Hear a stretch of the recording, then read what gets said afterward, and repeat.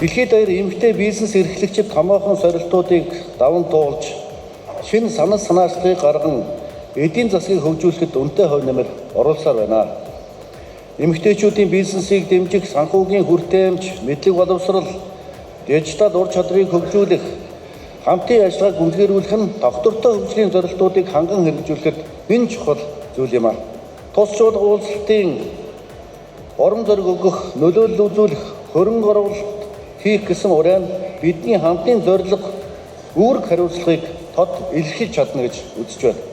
Ирээдүйн хойч үеийн бизнес эрхлэгч эмэгтэйчүүдийг бэлтгэж, тэдэнд хөгжин дэвших тэгш боломжийг бий болгохын төлөө дэлхийн нийтээр хамтдаа хүчин зүтгэцгээе.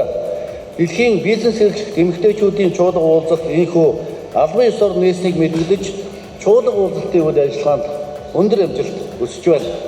Үүний төв Эрдэнэ Монголын төрч ёсны гал голомт мөнх тэнгэрийн орн, манай сайхан орнд тавтай морилхыг та бүхэндээ хүсэж байна. Анхаарал хандуулсанд баярлалаа.